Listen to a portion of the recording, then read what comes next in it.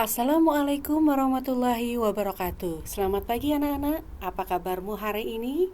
Pada pagi hari ini kita akan mempelajari tematik 5, sikap kepahlawanan, subtema 3 untuk mata pelajaran Bahasa Indonesia, PPKN dan IPS.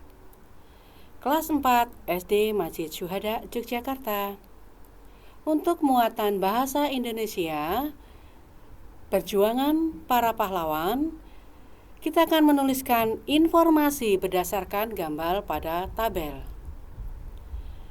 Pada tabel di bawah ini adalah contoh tokoh nasional.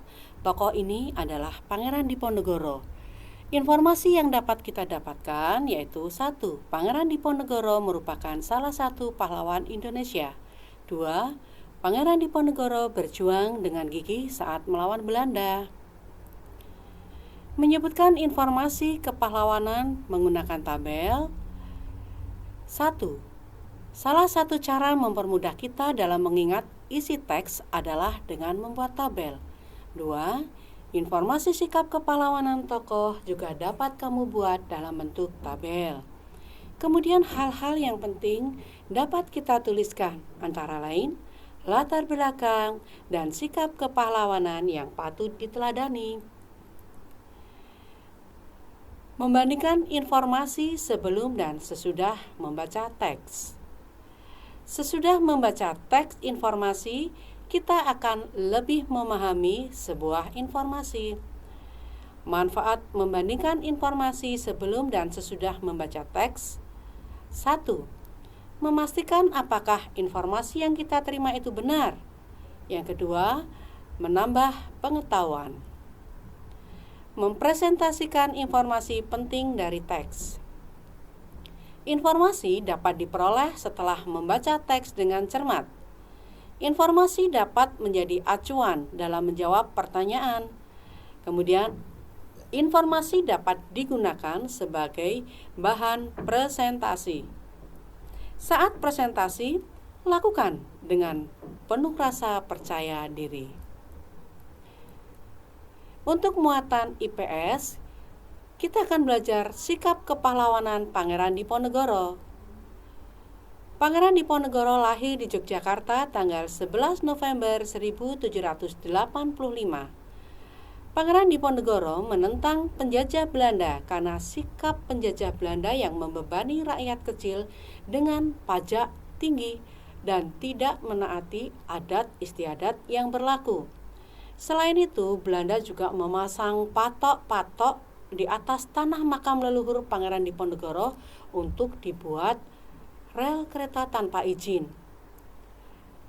Kemudian, Pangeran Diponegoro menggunakan siasat perang gerilya, yaitu perang yang menyerang secara tiba-tiba dan bergerak secara sembunyi-sembunyi. Kemudian menyajikan hasil identifikasi pahlawan pada masa kerajaan Islam dalam bentuk peta pikiran. Di sini adalah Sultan Iskandar Muda. Perjuangan Sultan Iskandar Muda adalah 1. Membentuk angkatan perang kerajaan Aceh. Yang kedua, menjadikan Selat Malaka sebagai jalur perdagangan. Sikap kepahlawanannya antara lain 1. Rela berkorban. 2. Tidak mudah menyerah. Dan 3. Berani melawan penjajah. Untuk muatan PPKN, kita akan belajar sikap-sikap yang sesuai dengan pengamalan sila dalam Pancasila. Contoh-contoh sikap pengamalan Pancasila. Sila pertama. 1. Saling menghormati kebebasan beribadah sesuai dengan agama dan kepercayaan masing-masing. 2. Menghormati tetangga atau teman yang beda agama. 3. Tidak mengganggu tempat dan cara ibadah agama lain. 4. Tidak memilih-milih teman berdasarkan agamanya. Dan 5. Tidak mengejek teman yang sedang beribadah. Untuk contoh-contoh sikap pengamalan Pancasila, sila kedua. 1. Menghargai sesama manusia. 2. Tidak semena-mena terhadap orang lain. 3. Berani membela kebenaran dan menjunjung tinggi nilai-nilai kemanusiaan. 4. Menghormati orang tua dan menyayangi saudara. 5. Mengakui persamaan hak. Dan yang terakhir, tidak main hakim sendiri. Untuk contoh-contoh pengamalan pada sikap pengamalan Pancasila, khususnya sila ketiga. Yang pertama, cinta dan rela berkorban untuk tanah air. 2.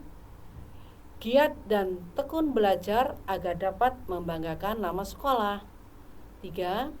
Mengutamakan kepentingan bersama di atas kepentingan pribadi atau golongan. Yang keempat, menjaga kerukunan dan saling tolong-menolong. Contoh-contoh sikap pengamalan Pancasila, sila keempat. 1. Tidak memaksakan kehendak pada orang lain serta mengutamakan kepentingan negara dan masyarakat. 2. Mengutamakan musyawarah untuk mufakat. 3. Berani menyampaikan pendapat.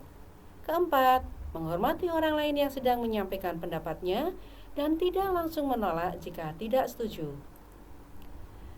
Kemudian contoh-contoh sikap pengamalan Pancasila, sila kelima. 1. Bersikap adil terhadap sesama.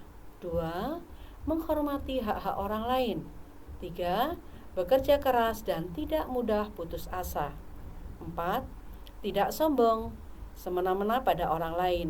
5. Menjaga fasilitas umum dengan merawatnya. Kemudian sikap yang sesuai dengan nilai-nilai Pancasila.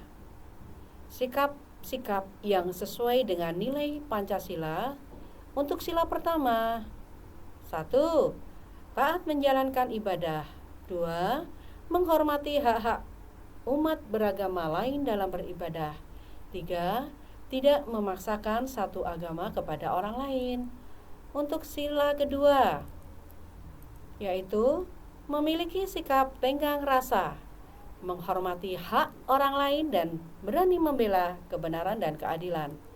Sila ketiga, menghargai dan mencintai produk buatan bangsa sendiri, mengutamakan kepentingan bersama daripada kepentingan sendiri atau golongan.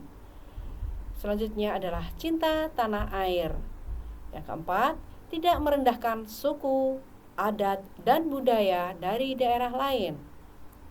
Untuk sila keempat, sikap-sikap yang sesuai dengan nilai Pancasila adalah menghargai perbedaan pendapat dengan orang lain. 2. Mengembangkan sikap demokratis. 3. Ikut serta dalam pemilihan umum bagi yang sudah berusia 17 tahun ke atas dan tidak memaksakan kehendak kita kepada orang lain. Sila kelima, sikap yang sesuai dengan nilai-nilai Pancasila adalah menghargai hasil karya orang lain, membantu korban bencana alam, bersikap kekeluargaan, berbuat adil tanpa pilih kasih.